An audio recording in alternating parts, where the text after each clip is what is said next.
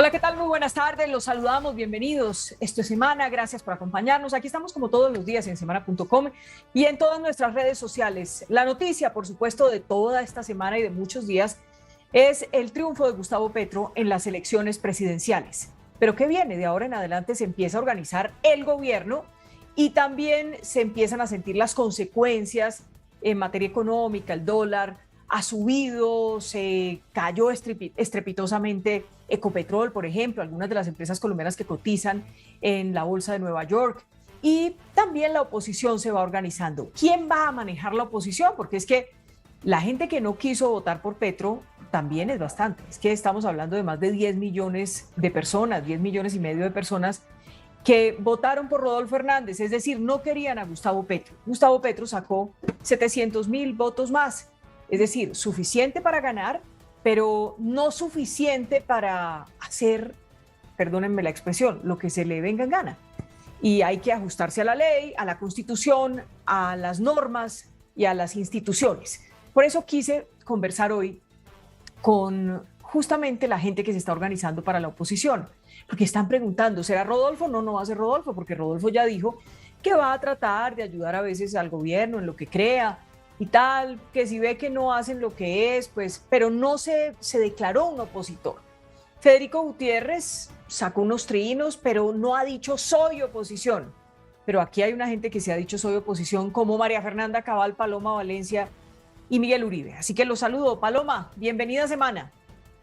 Hola Vicky, un saludo especial para ti, para Miguel, María Fernanda, Jairo y todos los que nos están acompañando en esta transmisión. Yo creo que es temprano para uno declararse en oposición, pero lo que sí es muy claro es que hay muchos colombianos que como yo tenemos preocupaciones en torno a Gustavo Petro, preocupaciones en torno al sistema productivo.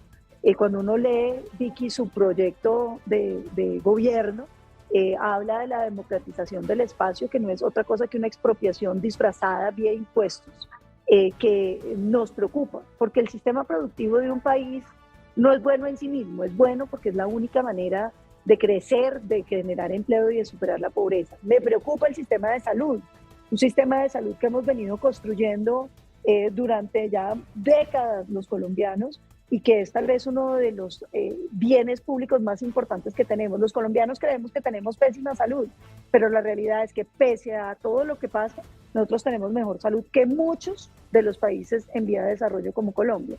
Y el tema pensional, que uno no lo puede dejar de mencionar, Vicky, porque él rebajó la expropiación de los 390 billones a los 18 billones de pesos mensuales, que es la cotización que hacemos los colombianos. Entonces yo diría que son los tres temas que hoy tenemos que tener bajo la lupa para evitar que se concreten en la destrucción de lo que los colombianos hemos venido construyendo. Pero yo creo que aquí tenemos que ser también reflexivos, porque pues la realidad es que los colombianos han expresado, y hay un sentimiento de muchos colombianos de que ahora sí van a venir las soluciones mágicas. Y la pregunta que yo me hago, Vicky, desde que quedó elegido Gustavo Petro es, ¿cuál es el Petro que nos va a gobernar?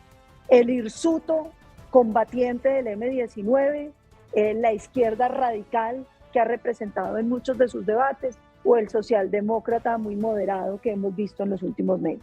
Creo que esa es la pregunta que hoy nos hacemos y que genera tantísima incertidumbre frente a los colombianos. Me deja usted con una duda y ya voy a saludar a María Fernanda. Digamos, temprano para declararse en oposición, si ellos siempre les hicieron a ustedes oposición, ¿cómo así que temprano para declararse en oposición? ¿Tiene dudas de ser oposición? No, yo creo que nosotros vamos a hacer oposición, pero no creo que la oposición se declare. La oposición es una cosa que se ejerce. Y Pero mientras también no se haya declara, acuérdese que la norma lo dice, hay que ser claro, o de pero oposición o independiente. ¿Ah? hay que declararlo en el tiempo que corresponde. Gustavo Petro todavía no es presidente de Colombia, todavía no se ha posicionado. Yo lo que creo es que nosotros tenemos que estar listos para hacer una posición que sea muy constructiva frente al país, que piense primero en Colombia, que las cosas que sean positivas se acompañen, que las cosas que sean regulares se traten de mejorar y que las cosas que sean malas logremos pararlas. María Fernanda Cabal, la saludo también y de una vez, oposición. Claro, Vicky, oposición, así no se haya posesionado, oposición a un régimen, porque aquí no va a ser gobierno, va a ser un régimen con todos los defectos que arrastran los miembros del pacto histórico, más sus acompañantes en campaña, con prontuarios criminales. Más todo lo que hay detrás, Vicky, es que no es Petro solito, es que atrás está todo un andamiaje que se llama la Internacional Progresista, de la que él hace parte, que cobija al Grupo de Puebla, que es el grupo de convictos, presidentes y expresidentes, y que a su vez tiene su semilla en el Foro de Sao Paulo, destruyendo países, robándose el erario público y sumándole a eso la mafia, el narcotráfico. Son estados mafiosos que lo que han hecho es pervertir los canales de la democracia para quedarse en el poder, como Ortega en Nicaragua, Evo en Bolivia, Maduro pues ni se diga, y Chile, que ya empezó a probar las mieles de la revolución socialista, convertirse en el país más próspero de América, con hoy unos retos de supervivencia y más de 100.000 millones de dólares que se escaparon de sus inversiones. El reto es muy grande. Nos van a ofrecer toda clase de dulces envenenados de la mano de Roy Barreras y de Benedetti, que siempre caen parados como los gatos.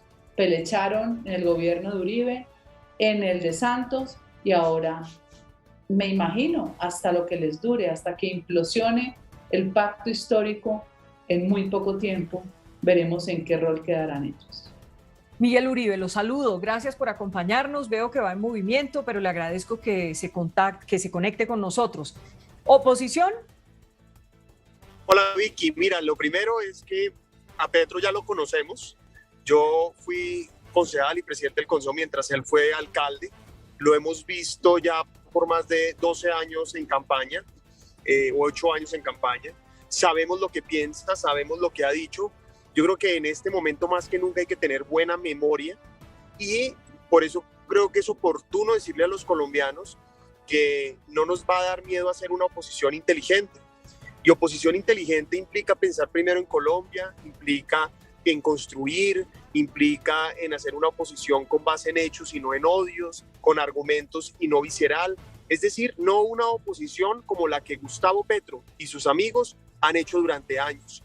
Y está bien hacer oposición, entre otras cosas, porque ya nos han dicho que van a proponer cosas que no le van a funcionar al país, que lo hemos manifestado en muchas oportunidades, pero además tú lo decías en la introducción, ya estamos viendo los efectos de la elección. Aún no se ha posicionado Gustavo Petro y ya estamos viendo los efectos de lo que implica haber tomado una mala decisión. Y nosotros tenemos varios retos. Yo quisiera agregar, uno, tenemos que garantizar que el periodo de Gustavo Petro dure 4 años. Es decir, bajo ninguna circunstancia podemos permitir que haya una modificación constitucional que alargue el mandato presidencial de Petro. 2, proteger la propiedad privada, evitar el afán expropiatorio que tiene Gustavo Petro y adicionalmente evitar el intervencionismo que ya anunció en su discurso de celebración. Ahora, agrego una cosa adicional. Ya vamos viendo malos mensajes. Primero, y respeto a la separación y a la independencia de poderes. ¿Cómo es posible que desde su discurso de celebración le esté diciendo al fiscal que suelte a unos miembros de una organización criminal? No solamente premia la impunidad, sino que además viola la separación de poderes. Así que nuestro reto más importante, Vicky, Jairo y de todas las personas que nos acompañan, es hacer defender la democracia, la libertad y por supuesto tendremos la grandeza de apoyar lo que le convenga a Colombia, ni mucho menos, primero Colombia, pero seremos una barrera contra todas esas iniciativas que sin duda ya nos anunciaron y que van a perjudicar a los colombianos. Paloma, comparte estas mismas preocupaciones que está diciendo Miguel? Sí, claro, yo ya las mencioné. Yo creo que el tema de la democratización que está en su plan de gobierno es sumamente azarosa, porque es una expropiación como todo disfrazada. Es una expropiación que la presentan como que no es expropiación, pero es una expropiación vía impuestos, es decir, les van a poner impuestos tan altos que no van a ser posibles de pagar y entonces obligan a venderle al Estado, pero el Estado no se lo paga porque usted le pagan, pero por el otro lado usted tiene que devolver lo que debía en impuestos. Entonces ahí hay una preocupación muy grande. ¿Y por qué esto es grave? Yo creo que los colombianos tienen que entenderlo muy bien. Primero, porque el sistema productivo de mercado y de capital es fundamental. Es fundamental para la superación de la pobreza. No hay otro mecanismo para la generación de riqueza.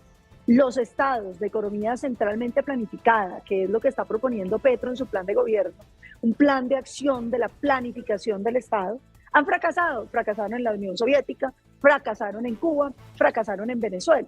Entonces dicen, es que van a hacer chillar a los ricos. Claro, los ricos chillan, porque es muy harto que a usted le quiten lo que usted tenía. Pero los ricos se van a vivir a Miami, los ricos se van a vivir a Europa. Lo que quedan son los pobres viviendo en la ruina, como los venezolanos, teniendo que ir a mendigar a otros países. Entonces yo creo que los colombianos tenemos que entender que defender el sistema productivo es la única forma de defender la riqueza de la nación, la posibilidad de generación de empleo, la posibilidad de superación de pobreza. Y lo segundo, a mí sí me preocupa mucho que cierren el Congreso y que nos lleven a una constituyente. Gustavo Petro en las últimas declaraciones decía que no, pero Vicky, cualquiera que recuerde a Gustavo Petro en los debates decía que lo primero que había que hacer era una constituyente. Hoy saca el senador Iván Cepeda un tuit diciendo que lo primero que van a hacer es presentar la reforma al Congreso. Y a uno le suena bien, porque claro que el Congreso necesita reformas de fondo. Ojalá sea el impuesto solidario, de bajar el 20% de los salarios a través de impuesto, que logremos reducir el tamaño del Congreso, que se garanticen representaciones más claras para los colombianos, que se mantenga la votación nacional que permite las figuras de opinión. Pero cuando no dicen nada, Vicky, uno no sabe si vienen con un montón de cosas para decir que el Congreso no quiso aprobar lo que ellos están diciendo y que por lo tanto vamos a cerrarlo.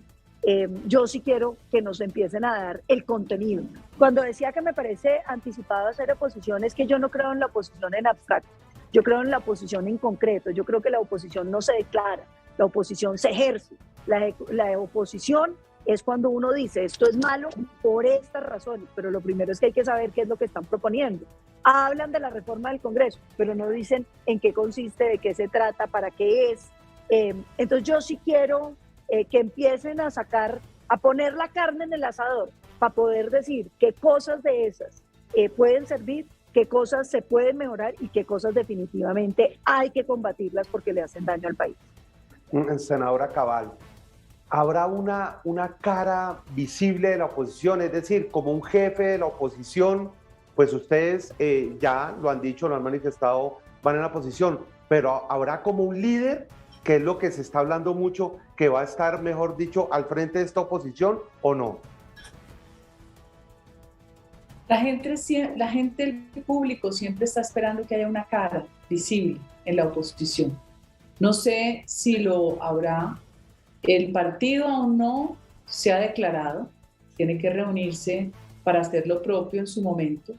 Hay que buscar coaliciones con otros partidos que estén dispuestos a cerrarle el paso a las locuras y las arbitrariedades de Petro. Ya ustedes vieron que hay 5 personajes postulados del pacto pretendiendo ser presidentes del Senado.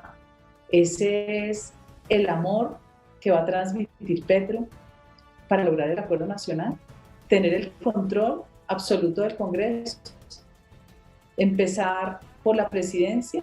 Va a hacer lo mismo que hizo Santos, que fue comprar las conciencias en el Congreso. Si logramos tener las mayorías, logramos por lo menos ser una barrera para trancar los desmanes del pacto histórico y su gobierno. Si no lo logramos, igual seremos una minoría que tendrá las voluntades de millones de colombianos, electores y no electores, que nos van a acompañar en la defensa de la libertad. Eso téngalo por seguro, Jairo. Ahora, hay que ir revisando paso a paso lo que está saliendo en medios de las propuestas de Petro. Ya hoy tenemos la sorpresa de una reforma tributaria donde se va a gravar nuevamente el patrimonio. No hay nada más regresivo y más ladrón que el impuesto al patrimonio. Eso es robar. El patrimonio es lo que yo compro como activo, producto de mi trabajo. Y los estados, que son pésimos socios, a través de los gobiernos, deciden cuánto es que me graban. de mi riqueza para ellos gastársela lo que se les da la gana. Eso de ser bienes. Gente saca el dinero o no lo invierte. Obviamente, María Fernanda, le está fallando por el impuesto al patrimonio y vamos a empezar a grabar como le está como fallando el internet, entonces la oímos así, la verdad. Está perdiendo mucho, sí. Estaba diciendo, creo que los últimos 30 segundos no le entendimos nada de lo que dijo. Si van a comenzar a grabar el patrimonio, si van a comenzar... Bueno, yo creo que lo que tenemos que hacer, perdóneme, María Fernanda. Con salarios. María Fernanda, yo creo que desconéctese mientras vamos con Miguel y se vuelve a conectar, que seguro se le arregla. Ayúdeme con eso porque no la estamos escuchando y es muy importante poderlos escuchar a ustedes tres. No sé si está bien decirles que son como tres mosqueteros, no lo sé, de pronto no les gusta ese término. Miguel, mientras reconectamos a María Fernanda Cabal, ella hablaba de un tema muy importante y lo tocaba también Paloma, y es el tema de la reforma tributaria que ya se está anunciando. Petro había dicho en todas partes que la carga tributaria era para las 4.000 personas más pudientes de Colombia. Pero esta mañana, oyendo ya a Ricardo Bonilla del Pacto Histórico, lo que decía era que la gente va a tener que empezar a pagar si tiene salarios de 3 millones de pesos. Y una persona con un salario de 3 millones de pesos evidentemente no es rica, evidentemente no lo es. ¿Qué piensa de lo que ya se ha empezado a anunciar junto con el impuesto al patrimonio? Bueno, en primer lugar, insisto, ya los conocemos. Mire, yo conozco bien a Ricardo Bonilla, fue secretario de Hacienda cuando Gustavo Petro fue alcalde. Son un desastre, son perseguidores, son sectarios, y es precisamente a través de estas medidas donde empiezan a generar o empiezan a mostrar la manera en la que ellos actúan. Entonces, lo primero que hay que decir es que estoy en contra de cualquier reforma tributaria. Colombia no necesita hoy una reforma tributaria. La plata está de sobra si el gobierno cumple con una propuesta de austeridad y anticorrupción. Es ahí donde está la plata. Gustavo Petro tiene una responsabilidad gigantesca y es empezar a recortar gastos, eficiencia, austeridad y anticorrupción. De sobra está la plata que Colombia necesita. Claro, lo fácil para ellos, como son derrochones, es cobrar más para derrochar más. Así que empiezan a hacer anuncios que nos deben alertar, no solamente quienes estamos en el Congreso, porque además vale la pena decir que ese 50% casi de colombianos que no votamos por Gustavo Petro, tenemos que organizarnos, tenemos que movilizarnos, tenemos que impedir que Gustavo Petro haga lo que quiera, como usted bien decía. Decía Kennedy que uno puede ganar con la mitad del país, pero no puede gobernar con la mitad en contra.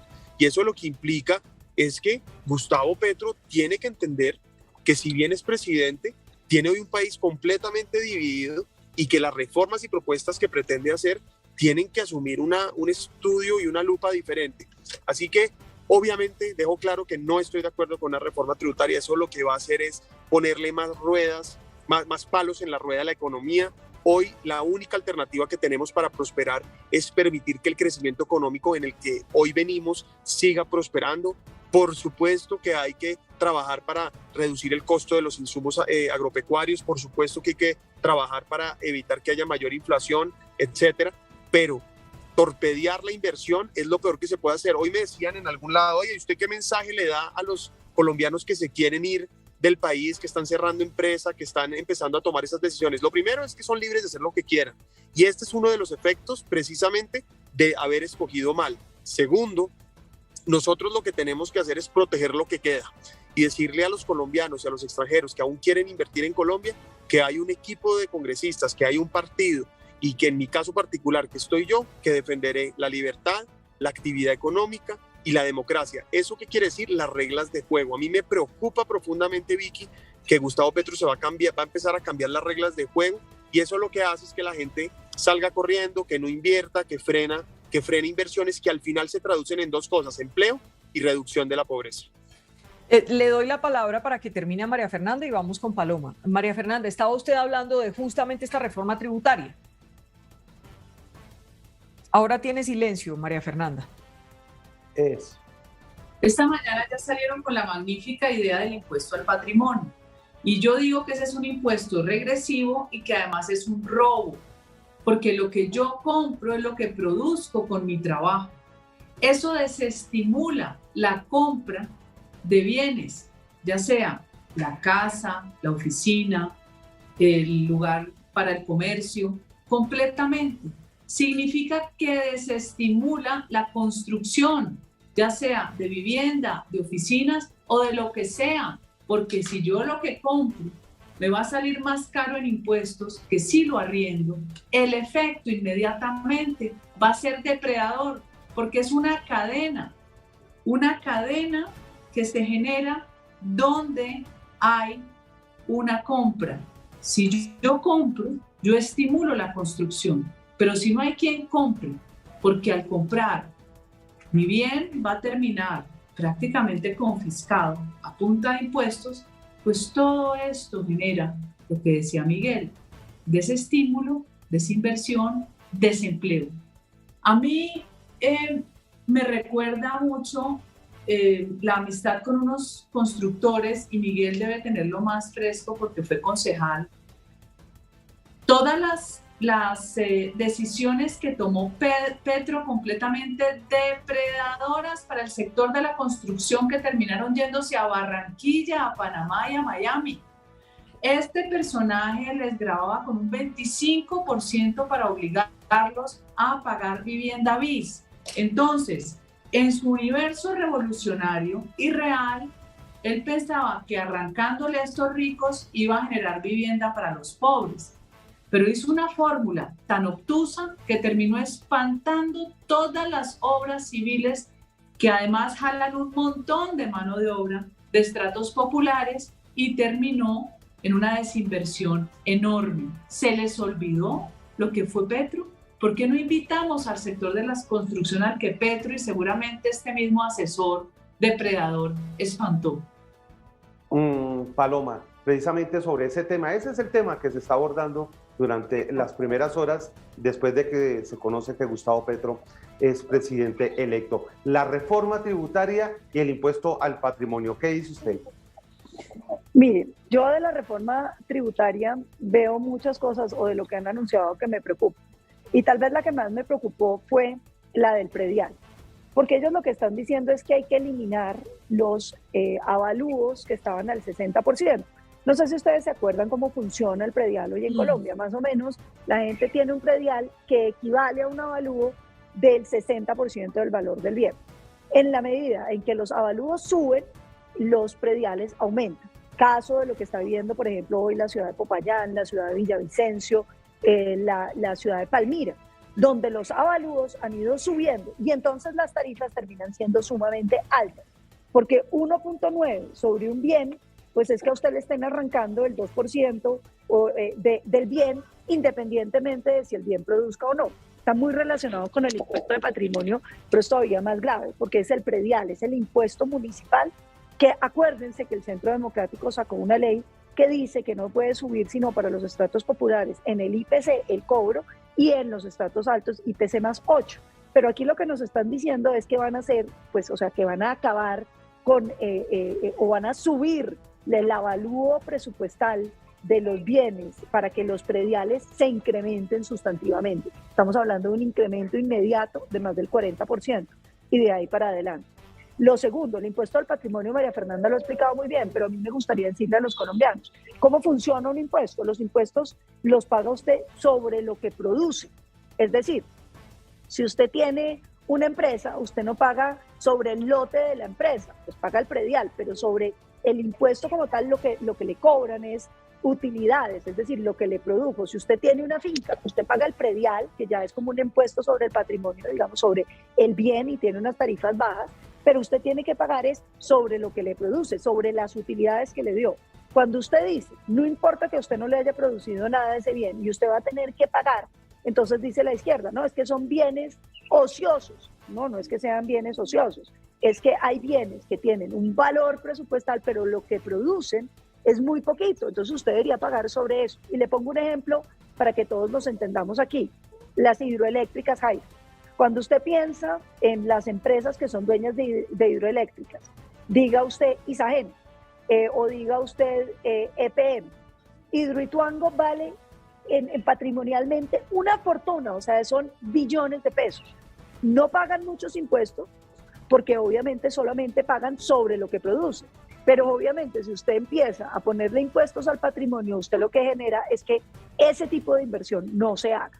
Y que no se haga y que la gente no quiera mantenerla. Y entonces bienes que generan un efecto muy positivo, pues terminan siendo acabados. Por ejemplo, le doy otro ejemplo. Si usted tiene una finca donde tiene mucho bosque y le están cobrando patrimonio por eso, un impuesto altísimo, pues a usted lo obligan a talar el bosque y poner absolutamente todo a producir. Y eso genera unos incentivos perversos a la conservación ambiental. Y podemos tomar otros temas. Y el otro tema que a mí me parece que uno no puede dejar pasar sobre la reforma tributaria que anunciaron es el impuesto sobre los colombianos que devengan 3 millones de pesos. Sí. Porque usted se acordará que fue la bandera del paro, Vicky.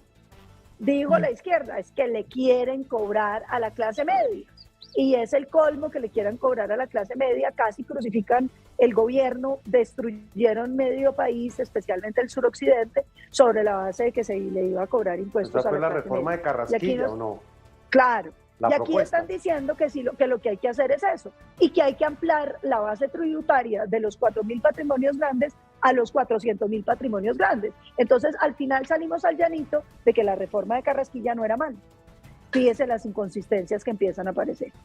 Eso que dice Paloma me parece bien interesante porque es cierto, esta mañana los expertos en economía, María Fernanda, están diciendo, oiga, pilas porque esto es comparable con la reforma Carrasquilla y mucho peor. Por eso yo dije esta mañana en las entrevistas, de forma obviamente cínica, que van a extrañar a Carrasquilla. Cuando ellos están en el poder, hacen las cosas más absurdas y seguramente no van a tener de parte nuestra ni el incendio de ningún CAE, ni el uso de piedras para romper vidrios, y seguro lograrán, si tienen mayorías o si las compran, pasar algunas de estas propuestas en contravía del mismo ciudadano de clase media y media baja al que decían defender. Yo me temo que esto no empieza bien. Ellos son muy torpes tratando de administrar cuando en su vida han generado riqueza por cuenta propia. Ellos son expertos en vampirizar al Estado, en chuparse los recursos públicos, en inventarse toda clase de proyectos, pero son terriblemente torpes a la hora de diseñar una política pública por los efectos depredadores que terminan generando. Bien vale la pena mirar también lo que ha pasado esta mañana en los mercados internacionales. Miguel, los puntos de Ecopetrol con los que entró perdiendo en la bolsa el valor de sus acciones 13% equivalen a 14 billones de pesos. Es el último dato que me acaban de pasar, 14 billones, es decir, 2 reformas tributarias de las que hizo, equivalentes a 2 reformas tributarias de las que hizo Duque. 14 billones de pesos en las primeras horas de día hábil en bolsa. Mira, Vicky, yo agregaría a esto. Todas las acciones, sin excepción, colombianas que se transan en el exterior, perdieron valor.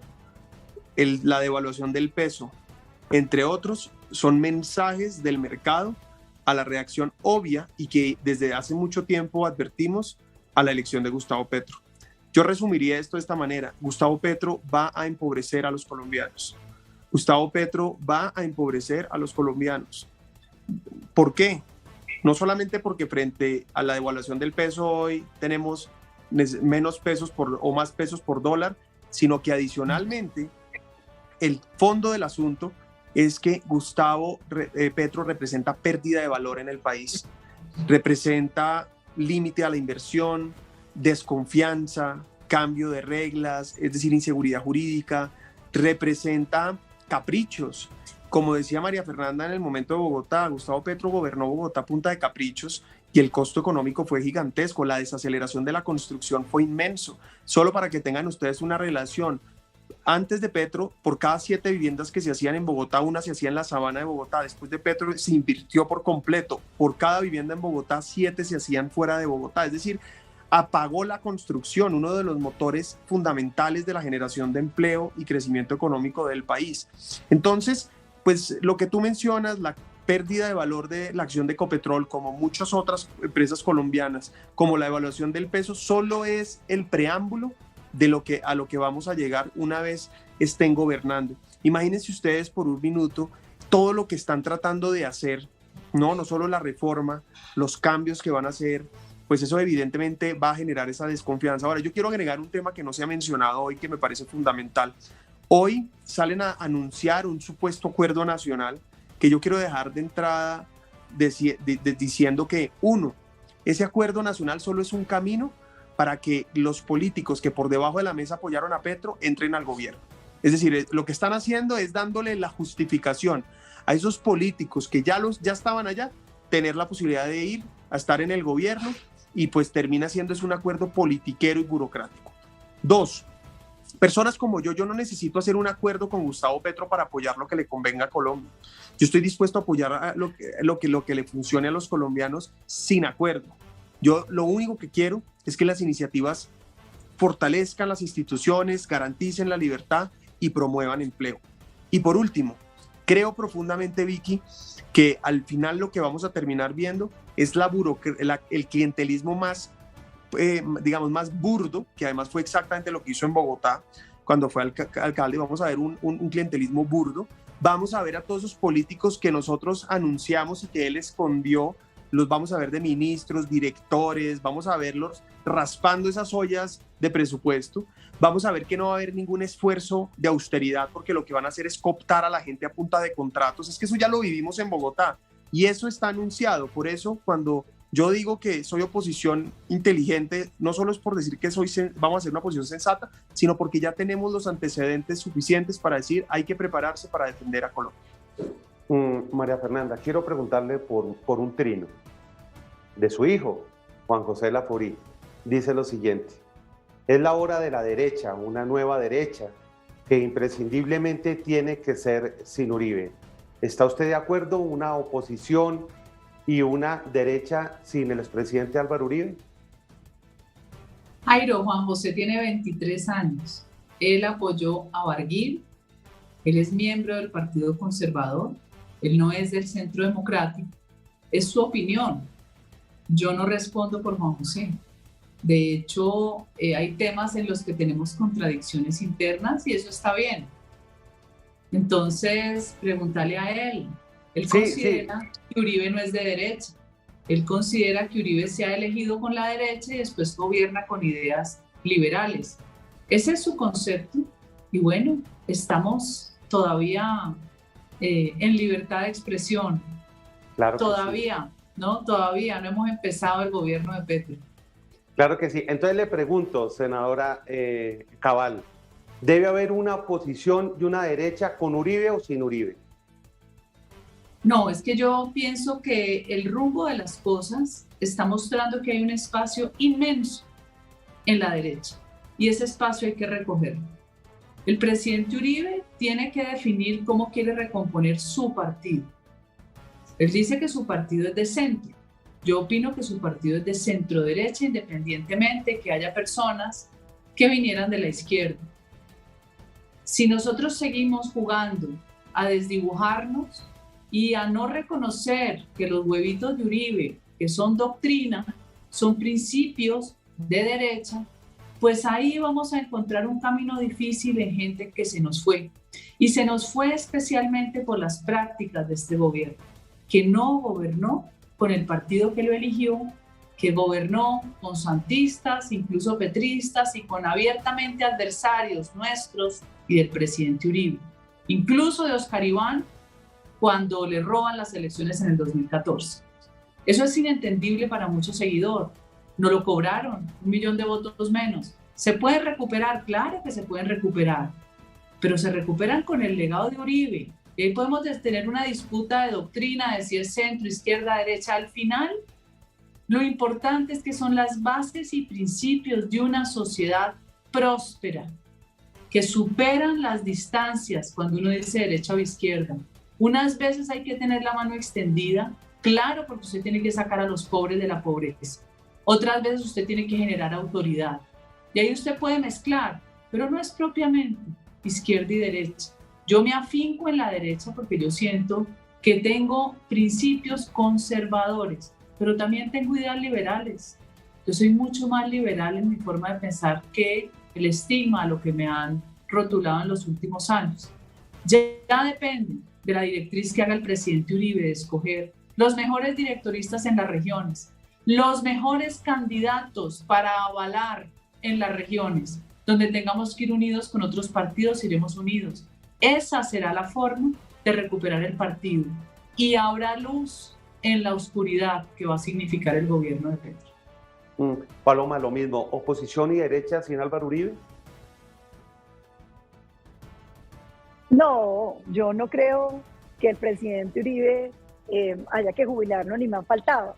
El presidente Uribe es el hombre que ha sido el muro de contención del socialismo para Colombia.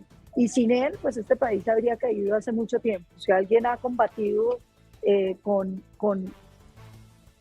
su carácter, con sus acciones, la destrucción institucional que llevan haciendo desde las armas, que llevan haciendo, ha sido él. Yo por el presidente Uribe no siento sino admiración, cariño, gratitud, aprecio. Y no me parece que haya derecha sin Uribe, porque yo creo que todo lo contrario, Uribe le ha dejado a Colombia unos líderes para este segmento que los creó él, que los formó él, que los llevó a la plaza pública él. No hay figuras políticas en este sector político que no hayan sido, digamos, criados bajo la sombra tutelar del presidente Uribe.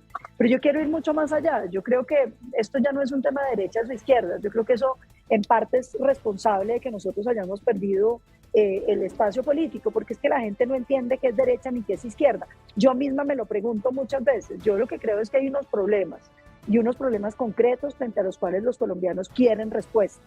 Y yo creo que vamos a tener ocasión de que ese discurso mentiroso de la izquierda que le decía a todos los colombianos que Colombia estaba como Venezuela, pues se den cuenta que no, porque ahorita les va a tocar salir a vender que Colombia no está tan mal, que en realidad Colombia tiene muchas cosas buenas. Y cuando se metan a dañar cosas que funcionan, pues los colombianos van a decir, hombre, mire que todo esto sí estaba funcionando.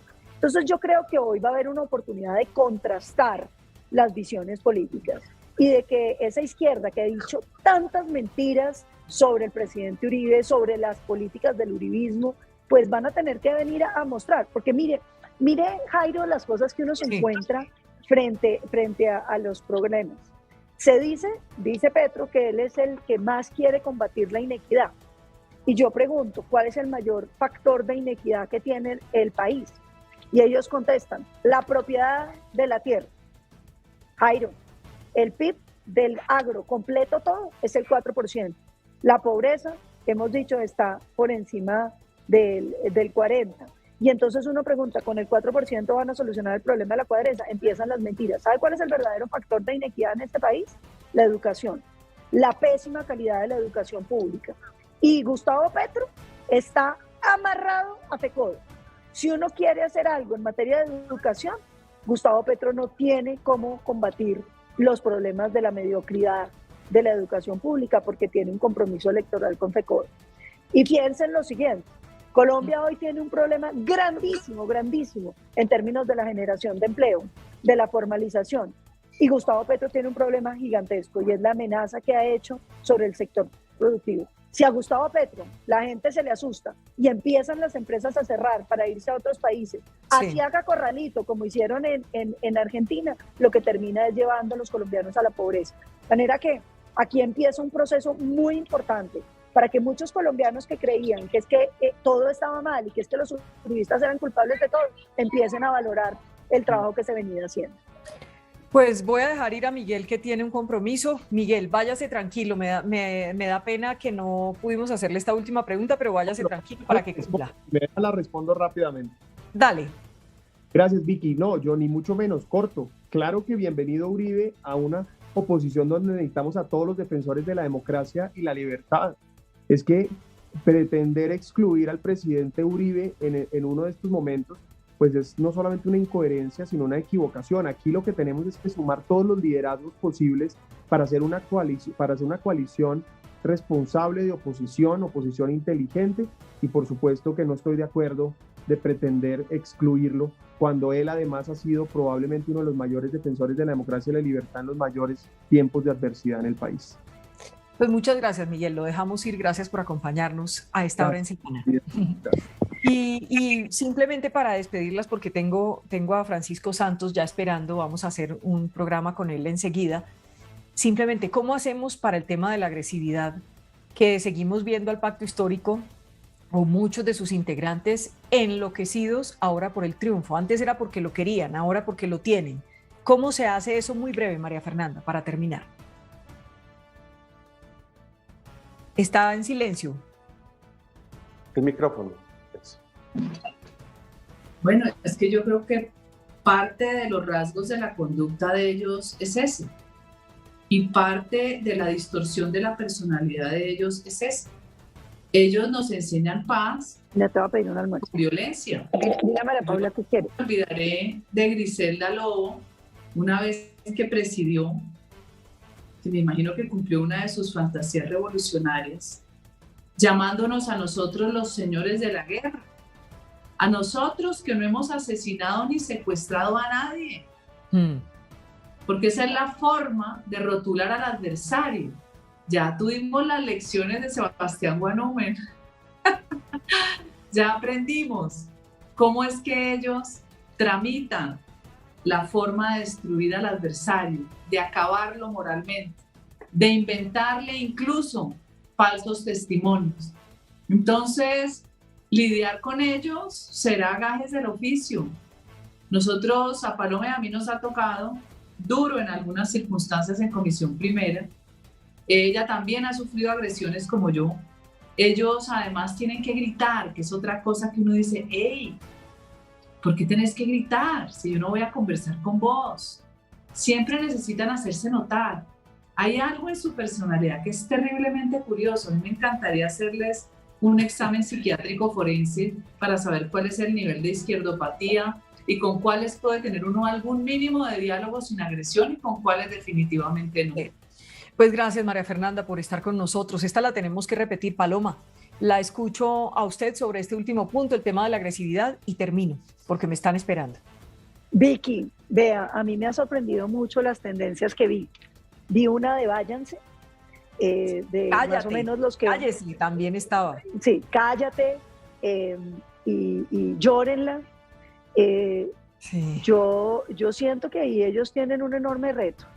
Cuando uno gobierna, pues gobierna un país y gobierna una nación y no puede pretender acabar con los sectores que son distintos. Yo lo he preguntado muchas veces, Vicky, y uno tiene que volverlo a preguntar. ¿Qué significa la frase vamos a acabar con el uribismo? Y es que nos van a meter a todos en la cárcel. Yo, por ejemplo, veo que mencionan al exmagistrado Iván Velázquez implicado en un montón de corrupción aquí en contra de los uribistas, con todo tipo de mensajes terribles. ¿Usted se acuerda lo del coronel Plazas Vega con un testigo firmando que una bodega del carro, y además el testigo era tan falso que no sabía cuál era su apellido, entonces firmó mal? Todas esas cosas que pasaron en este país, y entonces están anunciando que esos van a ser los fiscales generales de la nación. Entonces ahí sí vamos para un régimen. Mire, yo quiero ser, como he tratado de ser siempre, muy sopesada en mis posiciones. Y yo quiero esperar a que el gobierno empiece, tome decisiones para uno estar hablando de las decisiones que tome. Porque yo creo que cuando los colombianos han expresado su deseo de ser gobernados por Gustavo Petro, pues ganaron, y en la democracia hay que mirar cómo uno logra construir sobre lo que hay. Para mí lo más importante es este país y que este país avance. Pero ellos tienen que entender que primero no ganaron para arrasar, que uno tiene que respetar lo que las generaciones anteriores han venido construyendo. Segundo, que sí, los que votamos en contra de ellos estamos aquí y somos colombianos y tenemos derecho, y que ellos no pueden seguir irrespetando a las minorías. Imagínense que la manera de celebrar sea, a mí me impresionó mucho lo de Marvel, decirle que es que Marvel se tiene que ir del país. ¿A cuenta de qué? ¿A cuenta qué? ¿Ese es el régimen que nos van a imponer? Yo creo que ahí, ese programa que yo tuve con usted, Vicky, en la semana antepasada, donde estaba este señor Alfredo Sade, de una violencia, de una agresividad, de una cantidad de mentiras y calumnias, si ese es el tono del gobierno que ellos van a tener, yo creo que Colombia se va a tener que preparar para una cosa terrible, nefasta, y vamos a tener que empezar a buscar ayuda internacional, porque esto significaría pues que no tienen respeto por la oposición política y que no son demócratas. Y entonces pues los 4 años que se nos vienen van a ser un precio. Pero yo espero que esto sean simplemente unas barras bravas de Twitter a las que rápidamente llaman al orden, porque cuando uno es gobierno, uno no puede maltratar a las personas, ni muchísimo menos a quienes piensan distinto. Me hace el favor y va y almuerza con Amapola. Chao, Amapola. Es chao, que te están oyendo. Chao, chao, Amapola. Chao, chao. Y chao. Bueno, gracias Paloma, gracias a Miguel y gracias a María Fernanda. Esta la repetimos porque aquí vamos a tener que conversar muchas veces. Un abrazo para ustedes y mil gracias. Gracias, Vicky, un abrazo. Chao. Gracias. A ustedes gracias por acompañarnos. Ya venimos con Francisco Santos. Esto es Semana.